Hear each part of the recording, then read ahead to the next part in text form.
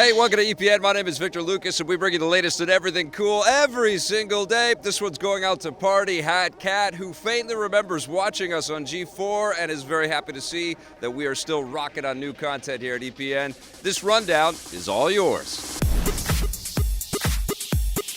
Put down your power converters and listen up, because plenty of big Star Wars announcements forced their way out over the weekend.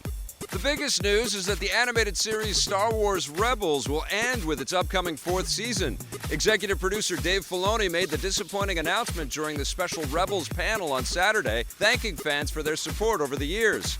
The good news is that the final season is being planned well in advance and will bring the show and its characters to a fitting conclusion. This is in contrast to the last Star Wars animated series, The Clone Wars, which Filoni was forced to abruptly end without much planning after Disney bought the franchise and didn't want to continue a series on the Time Warner-owned Cartoon Network. Fans will also be happy to know that there's a chance the Rebels characters will appear in other Star Wars adventures, given the shared nature of the universe. The 4th and now final season will begin airing this fall. May the Force be with you. That's not the only sad news coming out of the Star Wars galaxy. Lucasfilm president Kathleen Kennedy has stated that Carrie Fisher will not appear as General Leia in Episode 9 after all. This contradicts previous statements made by the late actress's estate, but Kennedy says that Fisher won't be in the film. It's worth pointing out that Kennedy specifically says Fisher won't be in the movie and never actually says that the character of Leia won't be in the film. This means they could potentially recast the iconic character with a different actress, although until more details come in, it's probably best not to speculate. The good news is that there will be plenty of Carrie Fisher in Episode 8, The Last Jedi, which lands in theaters this December. May the Force be with you. Finally, new intel about Battlefront 2 came in during the game's celebration panel on Saturday. There are conflicting reports about whether or not the game will have a season pass with paid DLC. The game's creative director, Bernd Dimer, reportedly told Mashable that there will not be a season pass, but publisher Electronic Arts quickly put out a statement that seems to contradict this, saying that they're not ready to confirm any plans just yet. They have said that they've heard feedback from the Battlefront community loud and clear and know they want more depth, progression, and content. The last Battlefront received criticism for having too few characters and maps at launch, basically forcing fans to buy the season pass in order to get a full game. Hopefully this means that if they do have a season pass, there will at least be enough content at launch. What else have we learned about the game? Well, you'll be able to ride Tauntauns. Also, as expected, the story campaign will take place during the period between Return of the Jedi and The Force Awakens, focusing on an Imperial Special Forces operative who survives the fall of the Empire and is out for revenge.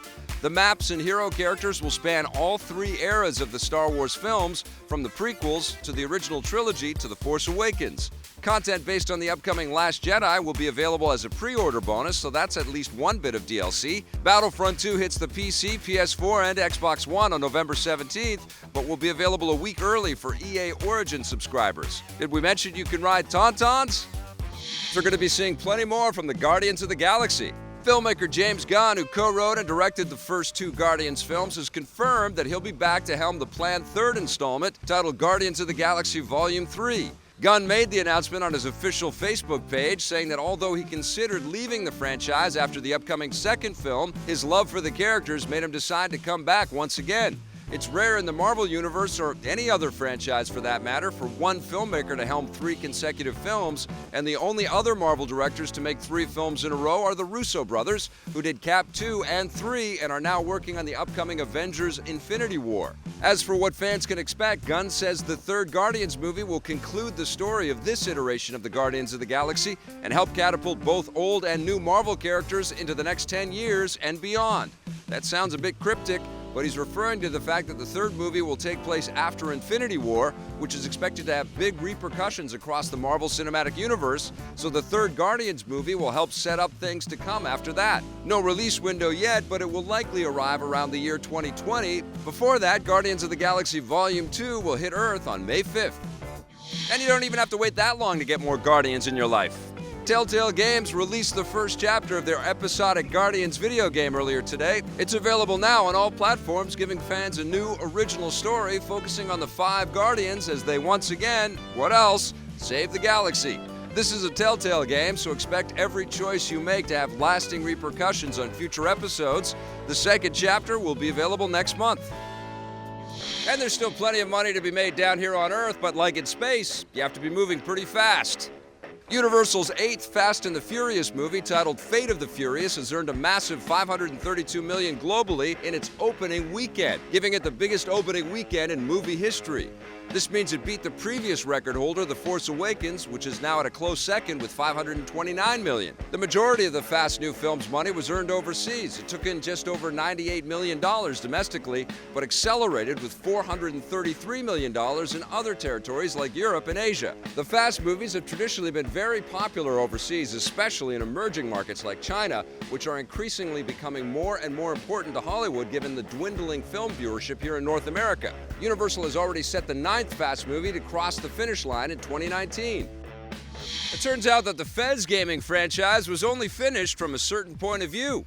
The perspective-altering side-scroller, first released in 2012, is coming to iOS devices later this year for the first time. The game's developer Polytron made the announcement with a short teaser trailer saying only that the game is coming soon.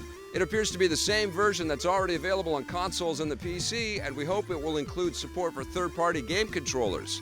The fact that we're getting a new version of Fez at all comes as a bit of a surprise. The game's creator Phil Fish left the game industry in 2013 after announcing a sequel, Fez 2, and then abruptly canceled it a month later. He went through a lot of personal turmoil while making the first game, as chronicled in the documentary Indie Game the Movie, and that obviously played a big role in his departure. We're happy that Fez is seeing new life on a new platform, and we can't wait to replay it. When it comes to episodes of the new Pokémon animated series, Disney has caught them all. Starting May 12th, the cable channel Disney XD will begin airing regular episodes of the anime series Pokémon Sun and Moon based on the recent 3DS game of the same name. The first 2 episodes already aired on the network back in December, but now audiences will finally be able to watch the rest of the show, which chronicles new adventures for Ash and his friends in the Alola region. North Americans have been waiting long enough. The show first premiered in Japan in November to coincide with the release of the games. Disney recently picked up the North American rights to all the Pokémon animated shows. They aren't involved with the upcoming live-action film, though. That's being made by Legendary Pictures and Universal Studios and is based on the 2016 game Detective Pikachu, which still hasn't been released in the West. Expect the film to hit theaters in 2018. And that does it for today's rundown and also for my trip to Orlando, Florida. I've had a lot of fun and I've mixed a lot of pleasure with my business, but it's time for me to head back to our studios in Vancouver. Thank you so much for watching. Remember, you can watch all kinds of other great content on our channel. If you dig it, don't forget to hit subscribe.